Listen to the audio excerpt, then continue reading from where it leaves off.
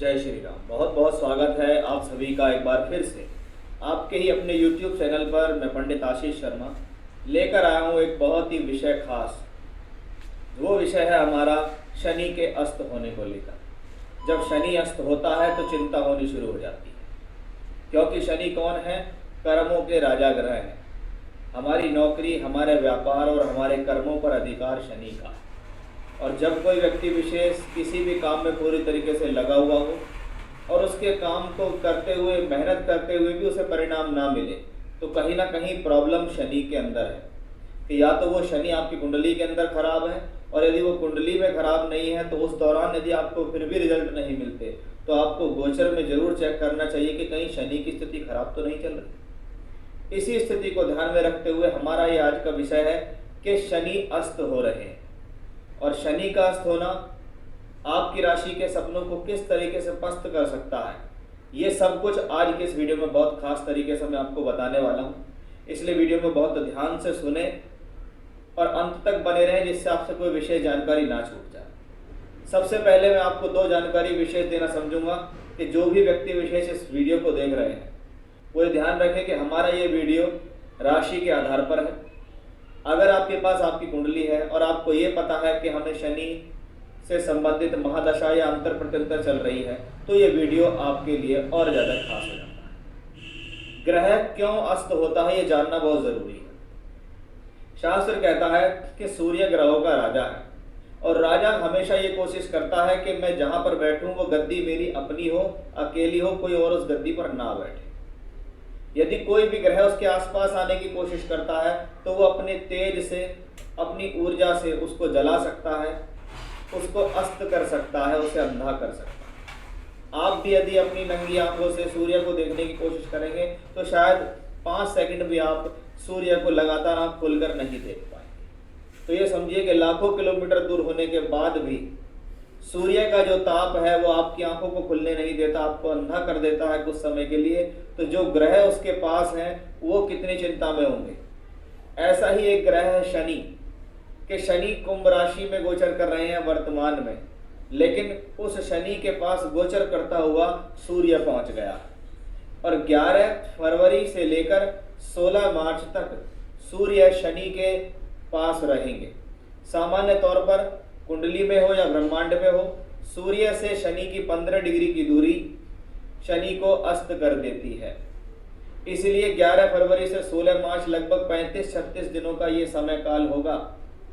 इस दौरान सूर्य के निकट आने के कारण यह समझ लीजिए कि सूर्य ही कुंभ राशि के अंदर पहुंच गए हैं और उन्होंने शनि को अस्त किया। और जब शनि अस्त होते हैं तो कारकत्व अस्त हुए। सूर्य को यहाँ कोई प्रॉब्लम नहीं है, उसने तो उसे कंबस्ट कर दिया। शास्त्र कहता है जब कोई ग्रह अस्त हो तो ऐसे ग्रह को हम कुपित कहते हैं, पीड़ित कहते हैं। कुपित और पीड़ित होने का मतलब है कि वो ग्रह चाह कर भी रिजल्ट नहीं दे पा रहा, वो ग्रह चाह कर भी आपको अच्छे परिणाम नहीं दे पा रहा। इसको हम कहते हैं कि हम अपने प्रयास कर रहे हैं, हम अपनी मेहनत कर रहे हैं, लेकिन फिर भी उस मेहनत और प्रयास का हमें फल नहीं मिल रहा। इसका मतलब शनि अस्त हो गए हैं और सूर्य ने अस्त किए हैं। तो सीधी बात है, अगर कोई व्यक्ति आपको पीड़ित कर रहा है या परेशान कर रहा है तो आप क्या करेंगे? उसके हाथ जोड़ेंगे और अपनी एनर्जी को बढ़ाएंगे, जिससे आप उसकी प्रॉब्लम को झेलने में सक्षम हो। कि अगर सर्दी होने हो रही है तो सर्दी होने के लिए आप ऐसी चीजें खाएंगे जिससे सर्दी कम लगे, कपड़े पहनेंगे, ना कि आप सर्दी के लिए फाइट करेंगे। आप अपने आप को मजबूत बनाएंगे। ऐसा ही अगर शनि अस्त हुए हैं तो सूर्य की पूजा करनी है, और सूर्य की पूजा करेंगे इस दौरान, यानी सूर्य देव को जल देना, सूर्य के मंत्रों का जाप करना आपके लिए शुभ रहेगा। बाकी अपने कर्म पर पूरी तरीके से ध्यान देना है। ये पहली बात है कि अस्त क्यों होता है सूर्य के निकट। क्या ये हमेशा शुभ है या ये हमेशा अशुभ है, ये निर्भर करता है आपकी राशि विशेष पर। कि जो लोग, जिनकी राशियों से सूर्य की स्थितियां बहुत अच्छी होती हैं, अगर वो शनि को अस्त भी कर दें तो भी उस पर कोई बहुत ज़्यादा फर्क पड़ता नहीं है। लेकिन जो ग्रह शत्रुता रखते हैं, क्योंकि सूर्य और शनि तो आपस में भी शत्रु हैं, और अगर यही सूर्य या शनि आपकी राशि से भी शत्रुता रखें तो ये आपके लिए और ज़्यादा अशुभ हो जाते हैं।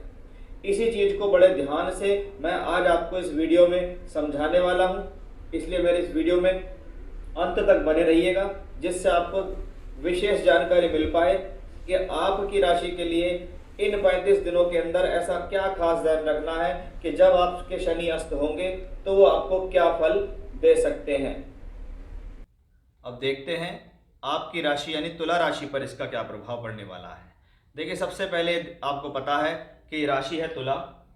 तुला के स्वामी है शुक्र और शुक्र के लिए शनि योग कारक है। केंद्र और त्रिकोण दोनों के स्वामी रखने वाले ग्रह शनि, यानी चौथा और पांचवा घर, जिसके लिए हम शनि को योग कारक कहते हैं। चौथा घर अगर भूमि, जमीन, जायदाद और प्रॉपर्टी का है तो पांचवा घर जीवन में विद्या, बुद्धि, शिक्षा और संतान का है। शनि पंचम भाव में बैठे हैं, अपने ही राशि के अंदर बैठे हुए हैं, यानी चौथे और पांचवें घर के वो पूर्ण रिजल्ट देंगे क्योंकि वो त्रिकोण भाव में। अब सूर्य इसके साथ आता है। इसको दोनों तरीके से हम देखते हैं, पॉजिटिव भी और नेगेटिव भी। देखिए, पॉजिटिविटी क्या है, तुला राशि से पंचम भाव में शनि है और शनि की पनौती चल रही है। पंचम भाव जो कि बुद्धि का है, और बुद्धि स्थान पर अगर अशुभ ग्रह आते हैं तो व्यक्ति की बुद्धि कुबुद्धि में बदलती है, वो गलत निर्णय लेता है और अपना नुकसान करता है। उस नुकसान का खामियाजा जीवन साथी के साथ भी प्रॉब्लम हो सकती है, आपकी एजुकेशनली भी प्रॉब्लम हो सकती है, धन को, लाभ को लेकर भी प्रॉब्लम हो सकती है, क्योंकि शनि यहाँ पर बैठकर इन भावों को दृष्टि भी देता है। अब शनि सूर्य के साथ है, यह है एक धन योग, क्योंकि ये योग कारक है, त्रिकोणेश है और सूर्य लाभेश है। यानी सबसे पहले ये धन योग बनता है, दूसरा ये त्रिकोण भाव में बनता है, तीसरा ये योग कारक और एकादश के स्वामी सूर्य के साथ बनता है। यानी हम इसको ये नहीं कह सकते कि खराब योग बन गया।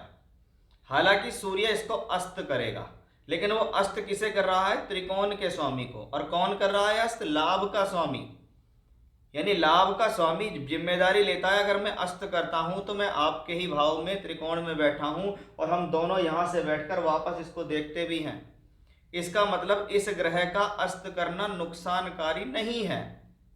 पहला, यह आपकी बुद्धि को ठीक कर रहा है, दूसरा ये शनि की पनौती में कमी कर रहा है। आपको जो गलत निर्णय आप लेते हैं जीवन में या स्ट्रगल आपका बढ़ता है वो कम हो जाएगा, या कहीं ना कहीं आपको ऐसी स्थितियों में समझ में आ जाएगा कि आप गलती कहाँ कर रहे थे, किस कारण से आपके जीवन में प्रॉब्लम आ रही थी, किस कारण से आपको लगता था कि यार प्रोग्रेस नहीं है, लाभ नहीं है। अब इस 36-37 दिनों में आप देखना, आपको जरूर ये पता लगेगा। दूसरा, पंचम भाव त्रिकोण भाव है, पांचवें घर में सूर्य शनि का योग है, यानी शिक्षा, विद्या, बुद्धि के लिए ठीक है। बिल्कुल भी घबराने की जरूरत नहीं है कि सूर्य अस्त हो जाए, ने अस्त कर दिया हमारा शनि तो अब मेरा क्या होने वाला है। पोजीशन को देखना जरूरी है, अगर हम पोजीशन को देखेंगे तभी हमारे लिए ठीक होगा। इसलिए अगर शनि त्रिकोण भाव में है, उसको अस्त करने वाला ग्रह लाभेश है, और वापस ये दोनों ग्रह यहाँ से मिलकर यहाँ देखते हैं, इसलिए कोई घबराने की बात ही नहीं है। ये कॉम्बिनेशन आपके फलों को बढ़ाएगा, ये 4th हाउस के फलों को बढ़ाएगा, यानी भूमि, जमीन, जायदाद, प्रॉपर्टी से लाभ, क्योंकि लाभ का मालिक है। पंचम भाव शिक्षा, विद्या, बुद्धि से लाभ मिलेगा क्योंकि वो लाभ के स्वामी से हैं, और बाद में दोनों ग्रह वहां देख रहे हैं। यानी ये समय प्रगति का है, तरक्की का है, प्रमोशन का है, जीवन में आगे बढ़ने के लिए है।